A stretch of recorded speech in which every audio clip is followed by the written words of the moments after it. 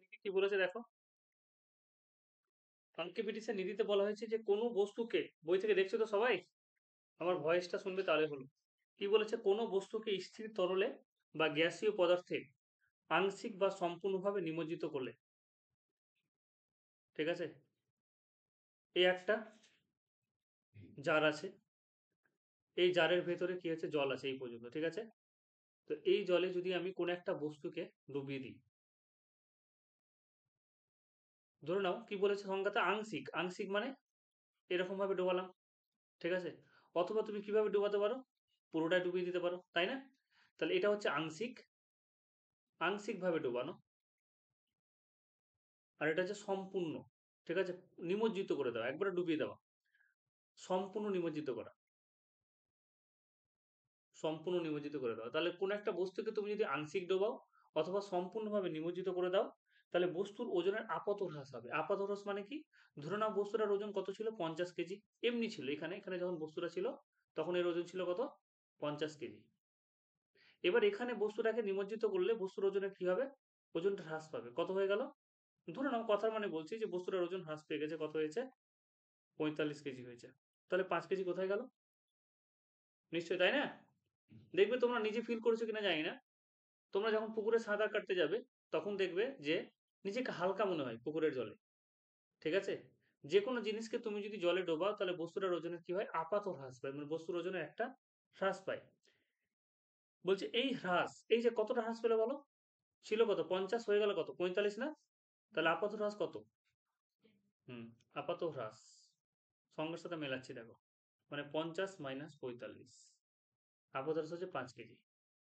বলছে এই আপাত হ্রাস, এই হ্রাস বস্তুটির যে আয়তন তরল, বলছে এই হ্রাস বস্তুটির যে আয়তনের তরল বা গ্যাসীয় পদার্থকে অপসারিত করে। তাহলে একটা জিনিস বলো, যেই জিনিসটাকে ডোবালাম জল ছিল এই পর্যন্ত, ঠিক আছে, এই লেয়ার পর্যন্ত ছিল জল। এবার যখনই বস্তুটাকে ডোবাবো না, বস্তু বলো তো, জলটা উঠবে না উপরে, দেখেছো কি তোমরা, তোমরা এই জিনিসটাকে দেখেছো, যে যেই আমরা কোনো জিনিসকে ডুবিয়ে দিই তখন জলটা কি হয়ে যায়, একটু উপরের দিকে উঠে যায়, হয় না এরকম। আচ্ছা, তাহলে এই যে বস্তুর ওজনের আপাত হ্রাস, এটা কি হবে, অপসারিত তরলের ওজনের সাথে সমান হবে। আপাত হ্রাস অপসারিত যে, কি বলেছে গো? হ্যাঁ, বস্তুটি যে আয়তনের তরল বা গ্যাসীয় পদার্থ অপসারিত করে তার ওজনের সাথে সমান হবে। ধরে নাও আমি এই পর্যন্তই পাত্রটা রেখেছি, একবারে টাপটুক পূর্ণ করে রেখেছি এই পর্যন্ত, একবারে আংশিক ডোবানো আছে। যেই আমি ডোবালাম তাহলে এখান থেকে কি হবে, লিকুইডটা পড়তে শুরু করবে, তার নিচে একটা বড় পাত্র রেখে দিয়েছি, লিকুইডটা কি হবে, পড়তে শুরু করবে দুই সাইড বেয়ে, ঠিক আছে। তাহলে এই পাত্রে আমি কি করলাম, লিকুইডটাকে ধরে রাখলাম।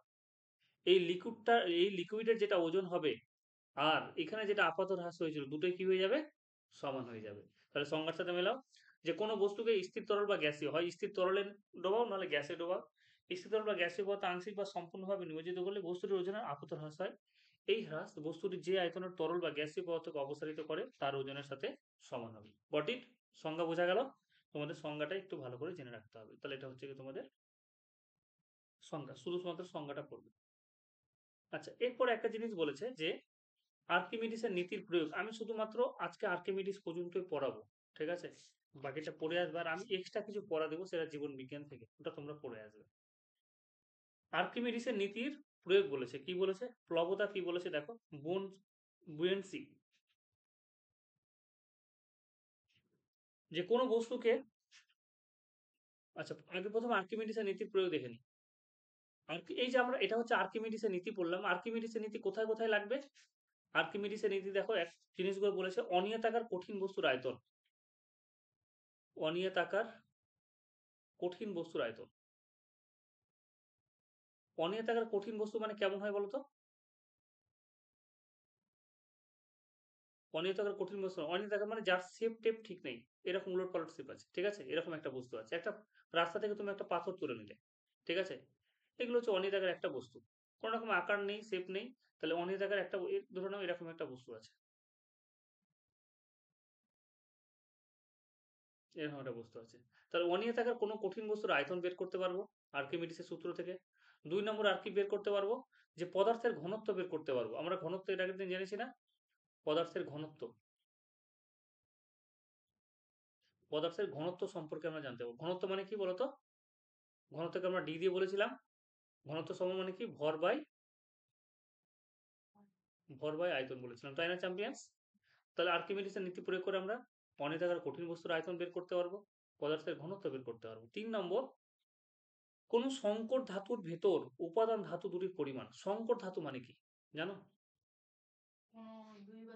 হ্যাঁ, তৈরি হবে সংকর ধাতু। সংকর ধাতু মানে কি? ওর মধ্যে অন্য কোনো ধাতু মিশে থাকবে। ধরে নাও সোনা আছে, ঠিক আছে, সোনার সাথে আমি চাঁদি মিশিয়ে দিয়েছি। লালাটা করে না এরকম? করো?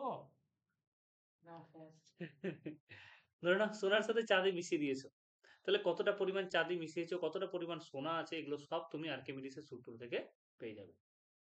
ঠিক আছে গাইস? ধরে নাও তোমাকে একজন সোনার বললো যে তোমার কাছে, তোমাকে 1 ভরি সোনা বানিয়ে দিয়েছি, ঠিক আছে, 1 বা 10 গ্রামের একটা সোনা বানিয়ে দিয়েছে। সুবিধার জন্য বললাম 10 গ্রাম না, ধরে নাও 100 গ্রামের একটা সোনা, 100 গ্রামের সোনা বানিয়ে দিয়েছে। এবং তোমাকে বলেছে যে একবারে পিওর সোনা, খাঁটি সোনা। তাহলে তুমি নিয়ে এসে কি করলে? ওই খাঁটি সোনাটাকে জলে ডুবালে, তাহলে একটা নির্দিষ্ট পরিমাণ তরল অপসারিত করবে, তাই কিনা বলো? আচ্ছা, এইবার যদি ভেজাল থাকে, ঠিক আছে, বা যদি তোমাকে কম দিয়ে দেয়, ঠিক আছে, যদি তোমাকে কম দিতে, তাহলে কম পরিমাণ তরল অপসারিত করবে। তাহলে ওরকম একটা ক্যালকুলেশন ওরকম ভাবে আমরা কিন্তু বের করতে পারবো। ভেজাল থাকলে আমরা বুঝতে পারবো, আর্কিমিডিসের সূত্র থেকে আমরা বুঝতে পারবো। তোমাদের তো শুধুমাত্র অল্প কনসেপ্ট দিয়েছে, সেরকম ভাবে কিছু বলেনি। আচ্ছা, প্লবতা কি বলেছে দেখো, প্লবতা বনসি বলে। প্লবতা থেকে কোশ্চিন হয়, ঠিক আছে, প্লবতা থেকে কিন্তু কোশ্চিন আসে। প্লবতা কি বলেছে? যে কোনো বস্তুকে তরল পদার্থে আংশিক বা সম্পূর্ণভাবে নিমজ্জিত করলে তরল পদার্থ ওই বস্তুর উপর লম্বভাবে একটি ঊর্ধ্বমুখী ঘাত বল প্রয়োগ করে। এই ঊর্ধ্বমুখী ঘাতকে তরল পদার্থের প্লবতা বলে। কোন একটা বস্তুকে আমি ডোবালাম, কোন একটা বস্তুকে এই তরলে আমি ডুবিয়ে দিয়েছি, এখানে বস্তুটা আছে,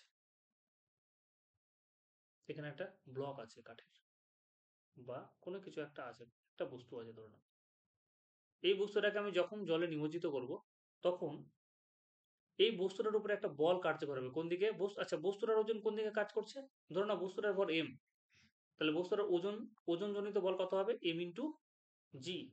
এম ইন্টু জি কোন দিকে কাজ করবে গো? নিচের দিকে, ঠিক আছে, ওজনজনিত বল হচ্ছে নিচের দিকে। তাহলে উপরের দিকে একটা বল কার্যকর হবে, কিন্তু এই উপরের দিকে বলটা ধাক্কা কে মারবে? এই জলটা, ঠিক আছে। এই যে বস্তুটাকে আমি জলের মধ্যে ডুবিয়েছি না, তাহলে উপর দিকে একটা কিন্তু বল কার্যকর হবে। কোনো বস্তু, এই জন্য বলছে কোনো বস্তুকে তরল পদার্থে আংশিক বা সম্পূর্ণভাবে নেবে। তো আংশিক মানে কি? তুমি অর্ধেকটা পরিমাণ ডুবিয়ে দিলে আর অর্ধেকটা রেখে দিয়েছো, বা অল্প পরিমাণ 30% ডুবিয়েছে, 70% উপরে আছে, 70% ডুবিয়ে দিয়েছে, 30% উপরে আছে। তাহলে আংশিক বা সম্পূর্ণভাবে নিমজ্জিত করলে তরল পদার্থ ওই বস্তুর উপর লম্বভাবে একটি ঊর্ধ্বমুখী ঘাত বল প্রয়োগ করে। তরল পদার্থ কি করবে? একটা ঊর্ধ্বমুখী একটা ঘাত বল প্রয়োগ করবে, এইদিকে একটা ঘাত বল প্রয়োগ করবে, একটা বল প্রয়োগ করবে। এই ঊর্ধ্বমুখী ঘাতকে তরল পদার্থের কি বলে? প্লবতা বলে। বোঝা গেল ব্যাপারটা চ্যাম্পিয়ন্স? উপরের দিকে একটা বল কার্যকর হবে, এটাকে আমরা বলবো প্লবতা জনিত বল। আচ্ছা, এখানে আরেকটা জিনিস বলেছে যে নিমজ্জিত অবস্থায় বস্তুটি যে পরিমাণ তরল অপসারিত করে প্লবতা মান সেই অপসারিত তরল ওজনের সাথে সমান হয়। খুব সুন্দর একটা কথা বললো যে একটা বস্তুকে তুমি যখন জলে নিমজ্জিত করলে, তখন এই কিছুটা পরিমাণ জল, ধরে নাও এই পর্যন্ত জল ছিল, ঠিক আছে, আগে আগে ধরে নাও এই পর্যন্ত জল ছিল, সেটা হচ্ছে গিয়ে 5 লিটার। যেই বস্তুটাকে সম্পূর্ণ নিমজ্জিত করলাম, তাহলে কতটা জল উঠলো? সেটা হচ্ছে ধরে নাও 6 লিটার, ঠিক আছে। তাহলে কতটা জল উপরে উঠলো গো? 1 লিটার জল অপসারিত করেছে বস্তুটা। বলছে প্লবতা জনিত যেটা বল, হ্যাঁ, প্লবতা প্লবতা জনিত বল,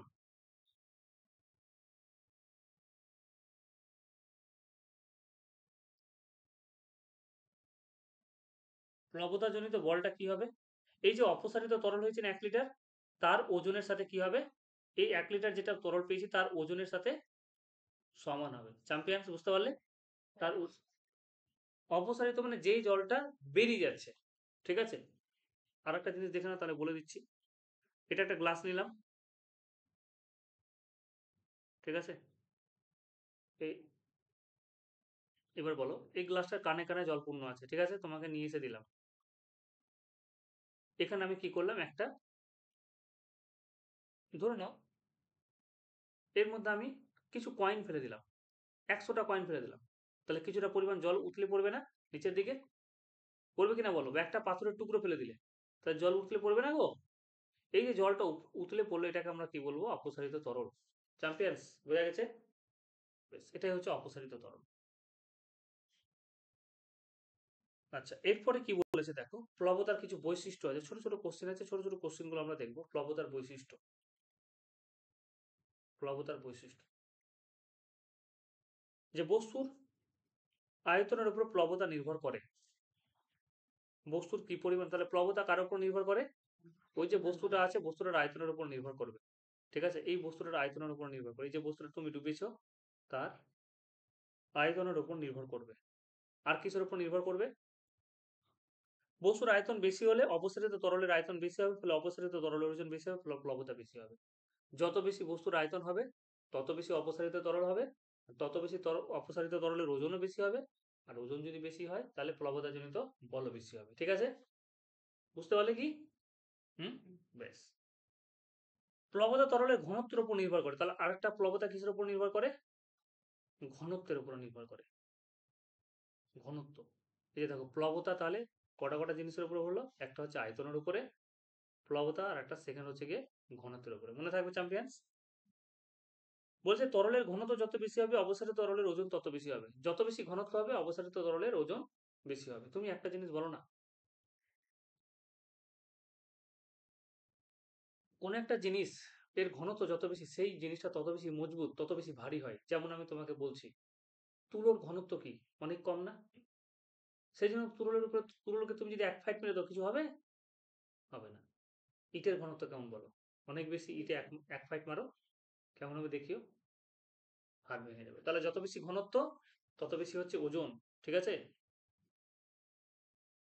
কেন বেশি ওজন বলো তো? এম, ডি সমান কি? ডি সমান হচ্ছে এম বাই ভি, তাই না? এম সমান তাহলে কি গো? D into V, D into V. তাহলে ঘনত্ব যদি বাড়ে তাহলে কি হবে?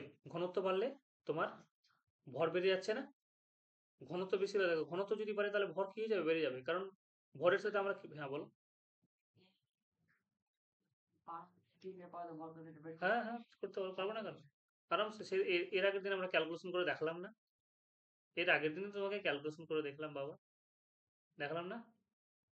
কি ভুলে গেছো? তুমি রেকর্ডিং ক্লাসটা দেখে নিবে। হুম, 13.6 দিয়ে ক্যালকুলেশন করে তোমাকে দেখালাম না? 1 লিটার পারদের। তোমরা লিখলে ভুলে গেলে হয়তো, রেকর্ডিং ক্লাস দেখে নিবে। তাহলে আমরা কি করব? এই যে সূত্র আমরা যেটা বললাম, যে ঘনত্ব যদি বাড়ে তাহলে তরলের ঘনত্ব যত বেশি হবে তত বেশি ওজন হবে, আর তত বেশি ওজন হলে কি হবে? তত বেশি প্লবতাজনিত বল বেশি হবে। 3 নম্বর একটা জিনিস বলেছে, যে তাহলে একটা জিনিস পেলাম, প্লবতা বাড়বে। প্লবতা কার উপর নির্ভর করছে? আয়তনের উপরে, তরলের ঘনত্বের উপরে। আচ্ছা, 3 নম্বর যেটা বলেছে, প্লবতা বস্তুর ওপর লম্বভাবে বস্তুর ওজনের বিপরীত দিকে ক্রিয়া করে। প্লবতা আমি বললাম যে প্লবতা যেটা ওজন, এই যে দেখো ওজনটা আছে এদিকে আছে না, তার এদিকে হচ্ছে ওজন কাজ করছে, আর প্লবতা কোন দিকে কাজ করছে? তার উপরের দিকে, তাই না? আর কি বলেছে দেখো, পারদের ঘনত্ব জলের ঘনত্বের চেয়ে অনেক বেশি, ফলে পারদের প্লবতা জলের প্লবতার চেয়ে বেশি।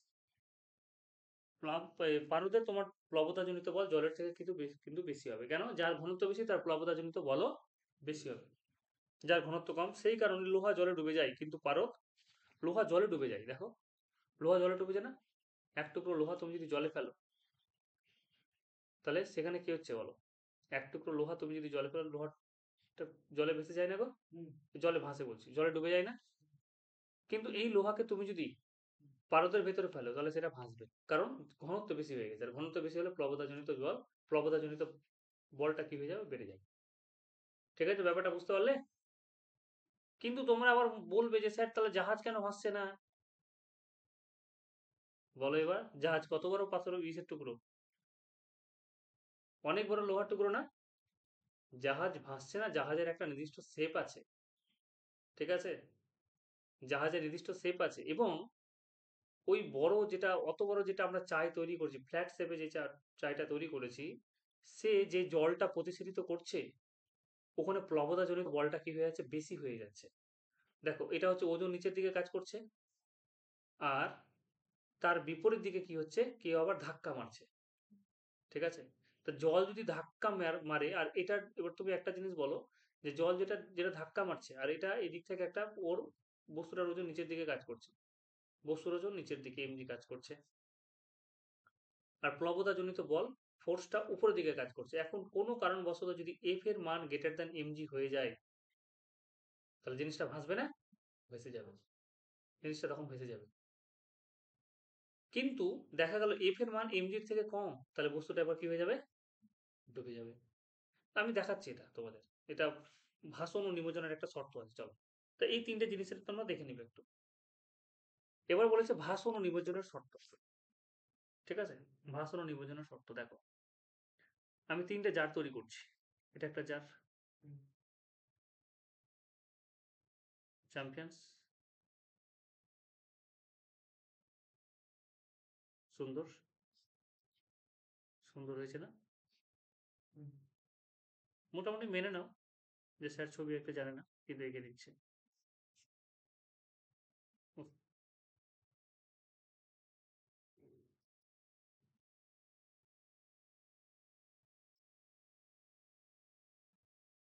এর থেকে ভালো আঁকবো যাবে, এখন দেখে নিয়েছি এটা। ওই কি হলো,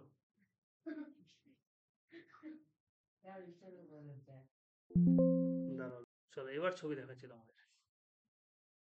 চ্যাম্পিয়ন্স, বলো এবার আমার ছবি খারাপ, সুন্দর হয়েছে না? চ্যাম্পিয়ন্স, সেরকমই আঁকি না কেন, আমার তো কোনো সমস্যাই হবে না, ভালোই লাগবে দেখতে। তিনটে জার করেছি, ঠিক আছে? একই সাইজের তিনটে জার আছে, একটু 19-20 হয়ে গেছে, এটা মেনে নাও। ঠিক আছে, একই সাইজের তিনটে জার আছে। তিনটে জারের মধ্যে আমি কি করেছি, কিছুটা পরিমাণ জল নিয়ে নিয়েছি। এই হচ্ছে জল, কিছুটা পরিমাণ, এখানেও জল আছে, এখানেও জল আছে। এবার আমি কি করলাম, একটা বস্তুকে ডোবালাম, একটা বস্তুকে এখানে ডোবালাম। এই হচ্ছে একটা বস্তু, নিমজ্জিত করলাম, এই হচ্ছে একটা বস্তু। সেম তিনটে বস্তু কিন্তু সেম, ঠিক আছে?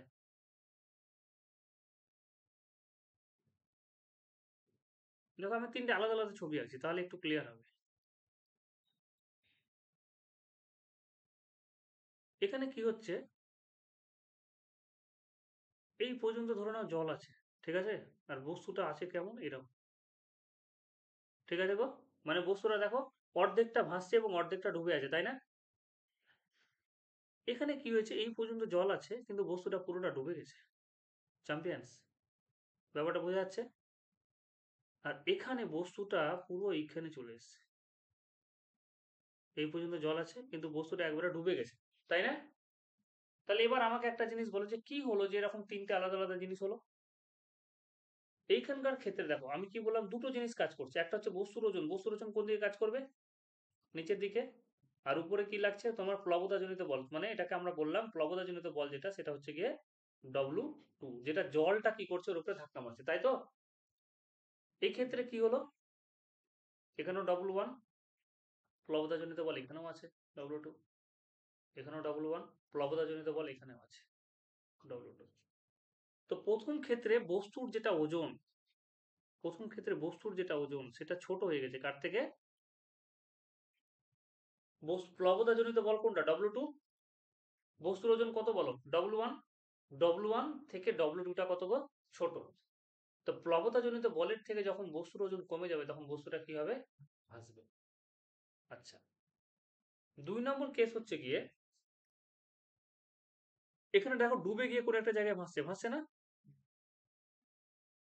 তাহলে এখানে কি হয়েছে, ডুবে গিয়ে কোনো একটা জায়গায় ভাসছে, মানে দুটোতে কি হয়ে গেছে, সমান হয়ে গেছে। আর 3 নম্বর কেস হচ্ছে গিয়ে, বস্তুটা পুরোটাই ডুবে গেছে গো, তার মানে W1 গ্রেটার দ্যান কি হচ্ছে, W2। বুঝতে পারলে? W1টা কি, বস্তুটার ওজন। বস্তুটার ওজন প্লবতা জনিত বলের থেকে কি হয়ে গেছে, বেশি হয়ে গেছে, সেই জন্য বস্তুটা কি হচ্ছে, তোমার ডুবে গেছে পুরো। Got it? লোহার টুকরোর ক্ষেত্রে কি হয়েছিল, এই জিনিসটা। ঠিক আছে, লোহার টুকরোর ক্ষেত্রে কোন জিনিসটা হয়েছিল, এই জিনিসটা। কিন্তু জাহাজের ক্ষেত্রে কোন জিনিসটা হয়? এটা, যার জন্য কি হচ্ছে জাহাজ এরকম ভাবে ভাসে। হুম, কাঠের ক্ষেত্রে হয়, যেগুলো ভাসবে, ঠিক আছে, সেগুলোর ক্ষেত্রে এই কন্ডিশন। দেখবে অনেক সময় একটা মানুষ যখন সাঁতার কাটে তখন ওটা অন্য ব্যাপার, সাঁতার কাটার একটা টেকনিক আছে, তাই না? সেই জন্য ভাসে। এবার আমি ওকে চুবড়ে মেরে ফেলে দিলাম,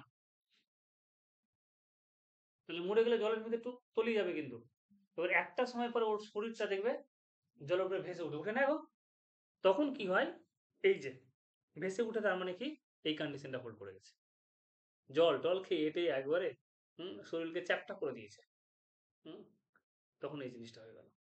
তাহলে চ্যাম্পিয়ন্স, বুঝতে পেরেছ? তাহলে এখানে ভাষণ ও নিমজ্জনের একটা কনসেপ্ট আছে। নিমজ্জনের শর্ত কি? দেখো তিনটে জিনিস আছে, আমি সবকিছু বলে দিয়েছি সংক্ষেপে। তাহলে 1 নম্বর কোশ্চেন হচ্ছে ভাষণ ও নিমজ্জন বলতে কি বোঝো, ঠিক আছে? এখানে বলেছে দেখো, কোনো অদ্রবণীয় বস্তু তরলের মধ্যে পাত্রের তলদেশে না পৌঁছে যে কোনো অবস্থানে কোনো অদ্রবণীয়, অদ্রবণীয় মানে কি? অদ্রবণীয়, দেখো ল্যাঙ্গুয়েজটা, অদ্রবণীয় মানে যেটা তোমার, তোমরা শরবত তৈরি করেছো, শরবত, চিনি দাও তো চিনিটা জলের সাথে মিশে যায় না, দ্রবণ তৈরি করে নিল, চিনিকে খুঁজে পাবে আর আর খুঁজে পাবে না। জলের ভিতরে যতই হাত ঢোকাও আর চিনি নেই, ঠিক আছে? হ্যাঁ, ওই জলটাকে তুমি যদি বাষ্পীভূত করো তাহলে চিনিটা, তুমি বলেছে কোনো অদ্রবণীয় মানে যেটা মিশে যাবে না, অদ্রবণীয় বস্তু তরলের মধ্যে পাত্রের তলদেশে না পৌঁছে, কোনো অদ্রবণীয় বস্তু তরলের মধ্যে পাত্রের তলদেশে না পৌঁছে যে কোনো অবস্থায় থাকলে, শুধু এটা হবে না, ঠিক আছে? পাত্রের মধ্যে, এই যে দেখো কোনো জায়গায়, মানে এখানে সব নিচে আসবে না, তলদেশে না পৌঁছে যে কোনো অবস্থায় থাকলে তাকে আমরা ভাষণ বলবো। দেখো যে কোনো অবস্থা মানে এটা একটা অবস্থা, এটা ভাসছিল না চ্যাম্পিয়ন্স, এটা বস্তুটা ভাসছিল না, এখানে দেখো একটা ভাসছে না চ্যাম্পিয়ন্স, এই দুটো জায়গা হচ্ছে ভাষা, এটা কিন্তু ডুবে গেছে। আর তরলের মধ্যে কোনো বস্তু পাত্রের তলদেশে গিয়ে পৌঁছালে তাকে আমরা বস্তুর নিমজ্জন বলবো। তাহলে এটা দেখো, এটা কি হচ্ছে? নিমজ্জন, তাই তো? আর এই দুটো কি হচ্ছে? এই দুটো হচ্ছে ভাষণ। আচ্ছা, এবার ভাষণের শর্ত যে তিনটা বললাম এই তিনটা মনে রাখবে, ঠিক আছে? আর নিমজ্জনের শর্তটা মনে রাখবে। তোমাদের দেখবে ভাষণের শর্ত লেখা আছে, আমি এরপর লিখতে দেবো কিন্তু। আর নিমজ্জনের শর্ত কি আছে লিখতে দেবো। একটাই শর্ত, নিমজ্জনের কোনটা শর্ত? এটা আর তৃতীয়টা। আর ভাষণের কোনটা শর্ত? এই দুটো, ব্যাস। এইবার তোমাদের বইয়ে দেখো এমসিকিউ এর খেলা হলো, চলে এসো, দেখতে পেয়েছো? হুম, পেয়েছো চ্যাম্পিয়ন্স? এমসিকিউ কতগুলো আছে দেখতে পেয়েছো? 25। এমসিকিউ কতগুলো আছে? 40টা আছে না প্রথমে, তারপরে আবার দেখো 10টা, তারপরে দেখো 30টা, তারপরে দেখো আবার 24টা, তারপরে দেখো আবার কত আছে, অনেক আছে না এমসিকিউ। ওই ঘুরে ফিরে ওই কোশ্চেন গুলো লেখা আছে, ঘুরে ফিরে কি লেখা আছে, ওই কোশ্চেন গুলো এমসিকিউ আকারে লেখা আছে, ঠিক আছে? এগুলো তোমরা শুধু এই শোনো, তাহলে তোমরা কি করবে, যেটুকু পড়ালাম পড়বে, তার সাথে সাথে এর এর এমসিকিউ গুলো করবে। এ শূন্যস্থান পূরণ করবে, দাগে নাও, শূন্যস্থান পূরণ। তারপরে সত্য মিথ্যা, সি এরটা আমি কি বললাম, এ করবে, বি করবে, সি করবে, দাগিয়েছো? A B C. তারপরে 1 নম্বরের কতগুলো কোশ্চেন আছে বলো? 95টা আছে, আছে না? এই সব কটা পড়ে আসবে, ঠিক আছে? এই সব কটা তোমরা পড়ে আসবে, সবই তো MCQ। হ্যাঁ, এবিসি এবং সংক্ষিপ্ত যেগুলো কোশ্চেন আছে, 1 নম্বরের সংক্ষিপ্ত 95টা আছে না? ভিএস এ কিউ যেটা অতি সংক্ষিপ্ত উত্তর যেগুলো আছে, আছে না? চ্যাপ্টার সেগুলো পড়ে আসবে, যেগুলো ম্যাথ আছে। হ্যাঁ, শূন্যস্থান তো করবেই, তারপরে দেখো অতি সংক্ষিপ্ত প্রশ্ন আছে, অতি সংক্ষিপ্ত ভিএস এ কিউ লেখা আছে না? 16 পেজে আছে, 16 পেজে। ওগুলো সব, আগেরগুলো সব, সব